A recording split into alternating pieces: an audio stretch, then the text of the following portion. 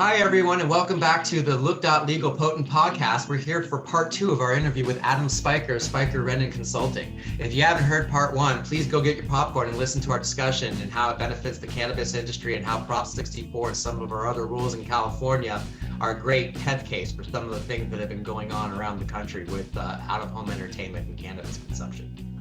We're really excited to continue this conversation, and we hope you're excited to listen. The world that Nick and I come from is a storytelling world. Nick comes from more traditional entertainment storytelling and music. I come from environmental storytelling. And I think that, to your point, Adam, people can't be all things to all people. And what I want to impress upon the listeners is that my industry is an industry of environmental storytellers that are really, really, really talented at creating environments that are compelling and that are catered towards a specific audience. And I think that that's something that I'm really interested in helping facilitate when it comes to the retail sector, is helping to create environments that de-stigmatize and create more compelling, entertaining, less threatening experiences, so that, again, the subversive ability to destigmatize an industry, so that the politicians that you're talking to no longer fear some of those things. And so I think as the industry matures and more legalization happens, more dispensaries grow and put an emphasis on the consumer experience, which is what we're seeing. Our really talented clients are really doing beautiful jobs of looking at the total consumer experience from environmental to packaging and whatnot. I think that that's going to help, because I think it's going to help just make the industry feel safer, more compelling, more entertaining, and more sector-based, where you have older people that are going to certain places, where you have the cool people that are going to go to certain places, where you have veterans who are going to go to places. And I'm really hopeful that what we do on the entertainment and intellectual property side of the world can contribute to the efforts that are being undertaken in the purely cannabis sector. So, Bryan, I know you had a couple of things you wanted to talk about as well. Wendy, that's a major component of it, and it makes jobs for people like me and for Adam, who's pushing this stuff, a lot easier when you're able to put together a package like that and show regulators and government officials that, look at what this is going to be like. Here's proof of concept. This is what you're missing out on. I mean, it's definitely a major component of it, and it's something that they need to be more aware of. And going back to Nick's earlier point, also, it's not just about branding and education. It's both. It's showing what Wendy's talking about, and it's also, there is a regulatory component that is appropriate. For instance, it's a little too extreme in my opinion, but it still really helps affect that in California, for instance, a retailer cannot sell anything but cannabis and branded merchandise from the products. They can't sell these other types of substances or things like you're seeing in New York. And I mean, it's interesting that New York's allowing that right now, assuming you went into a regulated shop. And it's a question that, you know, that is somewhere where states and local jurisdictions can help to address those kind of issues in a more appropriate fashion. But, you know, obviously some municipalities have been willing to come forward more than others, Adam, and I'd love to hear about how, in your experiences, when you have a municipality that is bullish on cannabis, what kind of impact does that have on their community and the businesses there? I mean, you know, we've talked about how there doesn't seem to be a lot of the concerns really materializing. So what about those cities that are embracing this? What are you seeing? To me, it's been overwhelmingly positive. You can't look at it from the standpoint, it doesn't exist a world where every constituent in a city is like, gosh, I'm so glad there's a MedMen down the street. That's just impractical, not just with cannabis, but just kind of the general divide out there. So having said that, when cities have embraced and opened up cannabis, you know, to their community, I don't see many examples of cities saying, damn, we shouldn't have done that. That was just a huge mistake. Not in the last 5-6 years. There are examples before that, before 64. I look at a city like Long Beach, you look at a city like Los Angeles, where they kind of did these half-assed, we're going to recognize you, but we're not going to go all in and treat you like any other business. But when cities do go all in and decide they're going to award licenses and treat a cannabis business like any other retail business in their community, I don't hear many examples of contempt for it, or I wish we had that one back. We shouldn't have done that one. It's received very well. And again, I think the only issue in the broader sense for cities that haven't done it or are afraid to expand a very exclusive licensing is they see examples in the newspaper or in the game of word of mouth of bad situations that I believe are not being classified properly as almost exclusively illegal businesses doing something wrong. Does that make sense? It absolutely does. Yeah. For me, I'm also just looking at some of the issues we're having with our regulatory regime here in California. And we were talking a little bit about that at the outset of this podcast. And I think we're seeing a lot of problems with the industry right now for some limited retail opportunities because not enough local jurisdictions are allowing retail outlets. And we've seen a real horrible problem of oversupply without an outlet to be able to get them to these legal market retailers. And that causes people to go to unregulated marketplaces to otherwise get cannabis instead of going through the legal market because of this issue.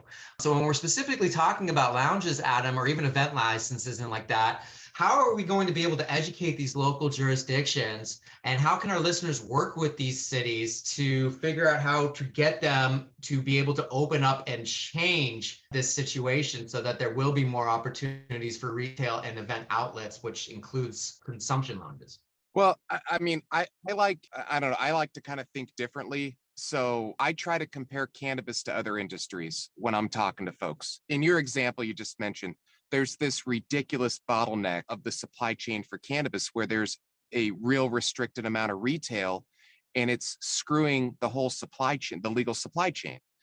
Well, I talk to folks about other, supply chain industries, alcohol, potato chips. You typically have a limited amount of large box manufacturers, producers, and a limited amount of distributors with efficiency, scale, and logistics going to thousands and thousands of different retail outlets so that they can handle the 40 million, potential customers in the state of California.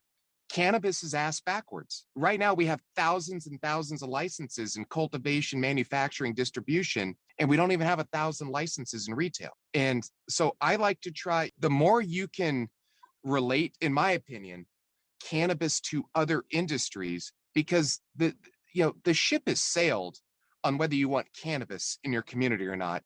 And if we're all being honest, it goes back to our childhoods, the ship has sailed. If any one of us wanted weed back when we were teenagers, it was a phone call away. Like, that ship has sailed. So now it's about, how do you want to deal with it? And so, in my opinion, trying to relate cannabis to other industries that are accepted and established and giving those examples is a good pathway to go down to try and address cities on what they should do. It takes a voluminous amount of people, and the more the merrier, but when you get well-respected people or entertainment and things like that involved, going to, like, say, a city like Inglewood or Compton, they haven't regulated cannabis. Compton had a ballot measure. They had some attempts. You just think of if prominent people from that community organized and went to that city council and said, look, it's time. We're with you. Let's figure this out. Let's license it, regulate it, locally tax it, and clean it up. They would do it in a snap of a finger. Yeah, I think that's a big part of it for sure. And one of the other things I think is really important is having other industries that are not just plant touching businesses getting involved as well to help create this coalition effect. I think that's going to be really important as well. So Adam, we have to figure out how we can help create this type of coalition effect. One of the ways you've talked about in the past is maybe creating citizen initiated ballots where or the alternative way of working with a local government to try and get them to get an ordinance in effect. I know you've been down both avenues many times. Can you talk a little bit about your experiences and whether you find one method to be more effective than the other?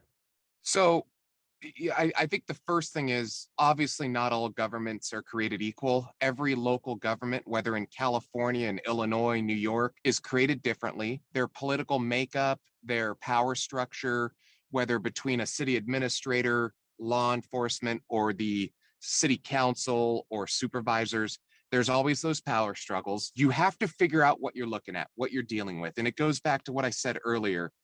If a local government has not allowed cannabis this many years in, whether in California or other states, they've just opted out. You have to understand and work with them on why they haven't and try to address them. And in my experience, normally a local government is looking for political cover to do it. They don't want to own it for those three reasons I mentioned earlier. They're afraid they're going to screw it up. They're afraid a large swath of their community is going to come after them, or they're afraid they can't get it done within their political body. So yeah, to your question, I've done ballot measures. I will never, ever do them with a community without talking to that community and trying to see if it helps push them over the top. If a majority of a community wants cannabis, but the minority is powerful and objecting, that's something I'm interested in. Like, the will of the people is supposed to speak, is supposed to be the deciding factor. But a lot of times in government, it isn't, because you could have 25% of a community that has pretty deep pockets, and they'll run a community and they'll run this issue. And so we will do ballot measures with input from a local body on how many licenses, or normally it's the amount of licenses and where you want to put them, sensitive uses, things like that. But it's all intended to get to the end result of what the broader community wants, which is they want responsible legalization. I'm happy to expand on it, but hopefully that makes sense. Yeah. That can apply absolutely anywhere there is a two-tier system where the local government makes a determination on whether to opt in or opt out. It's really expensive, though, to do a citizen initiative, isn't it? It's expensive to see in a citizens initiative all the way through to the voters, 100%. It's not expensive to file a citizens initiative and to work on it. It just takes time and effort. But I mean, we've seen examples where cannabis companies just thrown a dart at the board and said, I'm going to spend a couple $100,000 and I'm going to ram this down a city's throat. And they do it. That's just not something I believe in or want to do, but there's obviously a value proposition in doing that. I want this market. It's near to me. It's critical to me. The city council won't deal with me or won't have even an adult conversation about it. Screw them. I'm just going to take it to the voters that I think want it. That's taking it to a very extreme level. I think you're going to see more of that. I don't believe in that. And Bryan, you and I have had this chat. Like, in a state like California, a cannabis license is not a vested right like an alcohol license. These things renew each year. Like, it does not make sense to go force yourself, in my opinion, on a city when they have the ability, or the state has the ability, to take that right away from you each year as you renew. Yeah, I think that's why it's important that even if you are going to do initiatives, you kind of know what the temperature is locally and what the concerns are. And I mean, maybe you could just briefly talk to the other experiences of working with cities that are at least listening and how it is to do the ordinance process. Yeah, so I think once you get at least lukewarm interest, that usually stems from education, from letting them see positive examples of how it could work. Because in my opinion, you have to put yourself in the shoes of that elected official or that city manager or that city attorney or that city police chief. They want to keep their job. So it's easier to not deal with something that's considered volatile, or, you typically want to just stay in your lane and do your job. You don't want to take on the big issues that could hurt you. So with that in mind, like, you're always wanting to educate them on what their options are, what the benefits are, what good looks like. And if a city can get there on their own, amazing. That's the best way to do it. But if they can't, you do have the public process of just placing it in front of the voters and let them decide. I want to go back to Adam, your when we were talking about coalition building, because it really got me excited. And I'm the perpetual optimist, and I'm not as I haven't been through the slog like you and Bryan have. I'm new to thinking about this industry, and my spirit's not beaten down yet. And what's really exciting to me is I've spent 30 years completely focused on experiences. That's the primary focus of my practice. Anyone in the ecosystem that creates environmental experiences is who I work with. And what I'm pretty excited about is Bryan, Nick, and I, and our firm in general, because we're an integrated firm and we don't just do the licensing component, we handle all different aspects of our cannabis clients' business. We have an opportunity to help them, first of all, increase their business opportunity by understanding the importance of the power of brand and storytelling, the power of the experience, starting from the minute someone sees their brand, engages in it, and then experiences it. What that means for my clients who are not in the cannabis business, but are in the business of creating these experiences. And then also just the intellectual property aspect of how things are named. Don't name things. We can help them understand how it impacts the industry if you choose a name that seems scary or too appealing to children, for example, that makes the general public afraid of the industry. We can help nudge them towards a more productive decision making for the industry in general and for them. And I'm really excited about how the cross-pollination opportunities of the various things that we do at the firm can not only help our clients, but really can help move the ball for you, because the more destigmatized it becomes, the safer it feels, the better experiences that people have, the easier it's going to be on your end. And I do think, and Adam, tell me what you think about, is it linear, or do you anticipate a flashpoint where people will start, municipalities, politicians and whatnot, will start to have a fear of missing out because they see other municipalities really benefiting, not just economically, but in job growth, and also just a sense of community, which is also what my business builds, is we build community. So I'm interested in your thoughts about, am I smoking something, or do you see a nonlinear flashpoint opportunity for there to be a point when things really shift, just like we did in other progressive movements?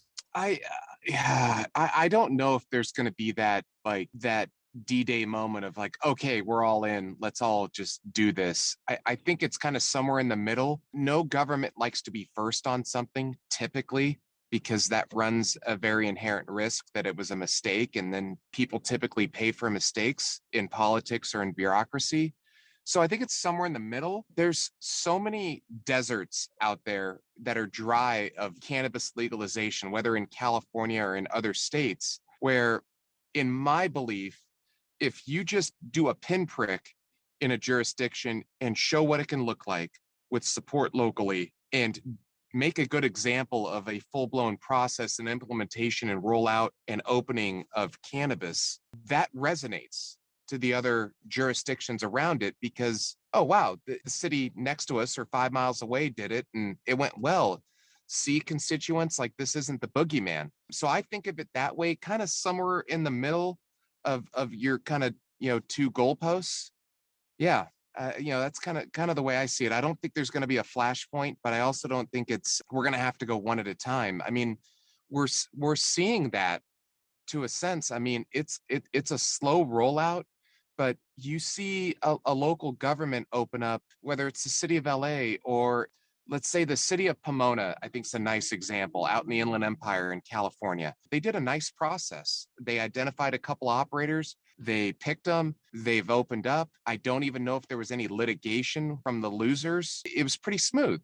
The ripple effect is other communities now around that saying, okay, yeah, let's take a look at that. Let's take a look at that model, that ordinance, and that process, and let's see if we can carbon copy it, for lack of better words, into our city, because cannabis is already here and we want the revenue. We might as well try and own it and regulate it. Yeah, that makes sense. And so I guess my final question is, well, maybe it's not a question as much as an offer. As you are continuing your advocacy work at every level, at the grassroots level and then at the broader level, if you see an opportunity for folks in the entertainment community, in the experiential community, to make a difference for your efforts in any way, please let me know, because I firmly believe that the safer people feel environmentally and in their communities with this industry, the easier it's going to be for you to do your job.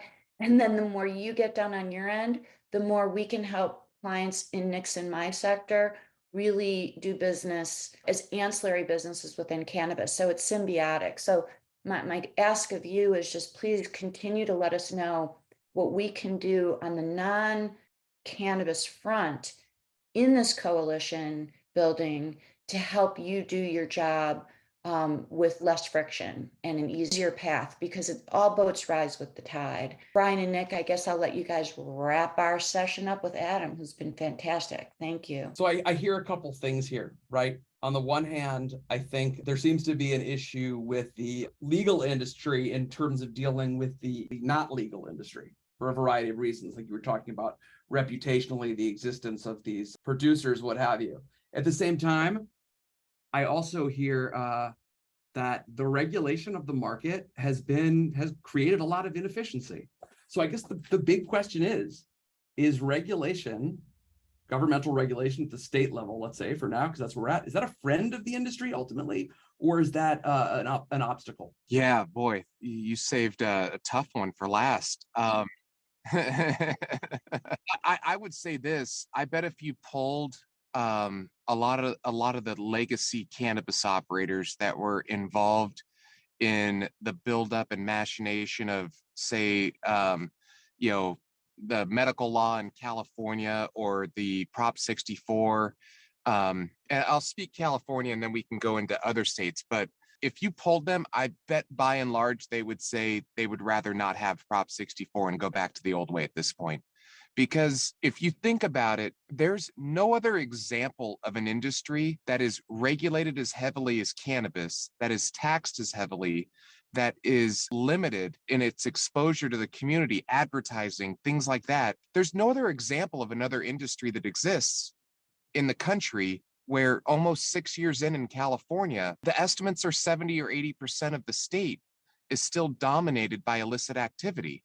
Like, it does not exist. There's no other parallel to it. To say it's unfortunate, it's putting it mildly, but I like to use this example. Like, say you want to go to your local 7-Eleven and get a 6-pack of beer and it's, I don't know, $12.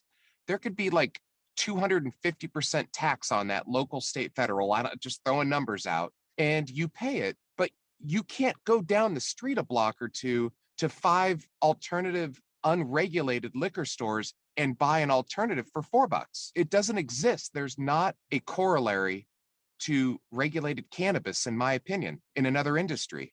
It's like prohibition is going on at the same time as, the end of prohibition. You have a prohibition era industry and a legitimate industry operating simultaneously, right? Yeah, well, it's kind of it's 1 foot in, 1 foot out, Right. like in perpetuity. Like, with prohibition, federal government lifted it. And I always like to ask people, we can go through this exercise. So I think I want to say it was 1932, they lifted prohibition federally. And I like asking people that first year what the federal tax was on alcohol. Give you guys all a guess. Brian's probably heard me say this before, but I went and researched it because I thought it was fascinating. Zero. What do you think the first federal tax was? Zero. Wendy? My gosh. First federal tax after prohibition? Yep. I don't know, 4%. Oh, you almost had it. It was 2%. The reason I say that is, like, they made a decision and they went all in on getting rid of the illicit alcohol industry. And they said, you know what? We're just doing this. Get into the regulated market. We haven't done that on cannabis by and large, No. especially in states like California, where we had the 1996 compassionate use, that we haven't done it. Like, we have not created a bridge for the prior accepted medical industry to enter the regulated, taxed, and licensed industry. Everything we've done has been half-assed and 1 foot in, 1 foot out. Case in point, we have these states doing it and they have to have their own ecosystem. And Bryan can speak to it more articulately than I can, legally, but they all had to have their own local ecosystem within their state in order for the feds to stay away.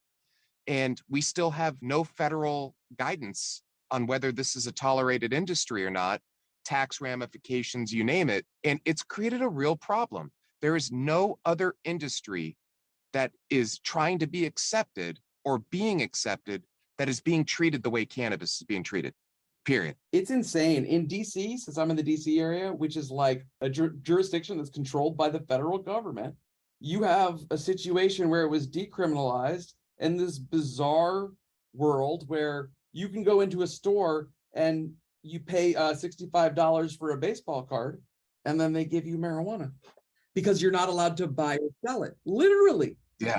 And it's starting to become like the residents are starting to get annoyed because these shops are popping up everywhere. The delivery services are everywhere. It makes no sense. Yeah, it's why there's so much to talk about and why it's so fun to be having these discussions, because at the end of the day, there's still a lot to do. But, this is why we have these types of podcasts, is so that we can learn more about what is still needing to be done. I mean, the future is bright, but we're in that time of change right now. So yeah, Adam, my last final question to you here is, we really got to thank the people that have come before and have fought so hard to get to where we are today. It's really been a long journey for them, and it's been really difficult. And, if not for them, we wouldn't be here. And they deserve their place that they have carved for themselves. There's no question. But for those that are listening that haven't necessarily jumped in yet, especially people in Nick and Wendy's world who are just now starting to see this, there's something of an advantage, I feel, to trying to come now and not be a first adopter. Could you maybe speak a little bit to what it's like for newer businesses or other ancillary opportunities? They're now starting to look at this industry as we're finally starting to mature. And I think, in states like California, and there's definitely others, the reward for being a trendsetter and a legacy operator and someone trying to fight for them to be treated like any other industry has been overwhelmingly pain. I don't know many businesses that are actually doing well or doing how they intended to do post legalization. And so the contrast to that is, for those that are looking at entering the market, this thing is going to correct. And we're seeing examples of that all over the country. And so, if you're new to cannabis or interested in getting into it,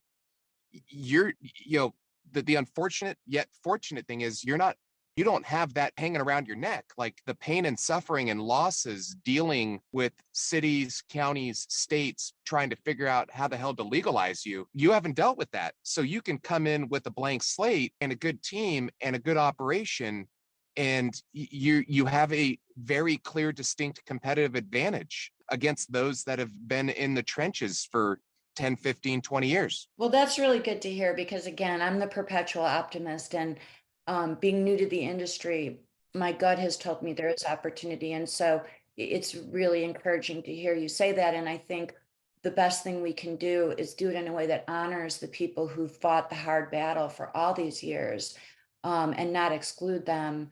In my mind, that would be really the way to go. If we could work collectively together and let the newcomers, again, our firm is all boats rise with the tide. It would be great if we could do that. But I'm glad, Adam, to hear that you feel newcomers are in a great position to seize opportunity. That's really super encouraging. Thank you. Well, one last thing, Wendy. When you think of it, we're in a very industrial world these days. This is a multi tens, probably going to end up being $100 billion a year industry. And the examples we've seen in the past of new industries created are normally those carved out by the Elon Musks or Jeff Bezos or Zuckerberg for themselves. Right here is an opportunity where you can go out and get your piece of it. I don't know if we'll ever see that again. And I think that, if you want to have a very positive takeaway to those interested, it's still unknown who's going to win and lose in the regulation and exploration of legalized cannabis in the United States. It's not determined yet. It's out there to grab. It's been really great having you on here, Adam. We really appreciate you taking the time with us today. It's been absolutely wonderful. And our listeners can find him on LinkedIn or at Spiker Rendon. That's SpikerRendon.com. and learn more from him directly about how he can help you guys put this coalitions together and otherwise. Adam, we can't thank you enough. And for Bryan Bergman, Wendy Heimann, and Nick Rosenberg, we just want to say thank you to our listeners for listening to another episode of Look.Legal's Potent Podcast. Thanks a lot for listening. Thank you.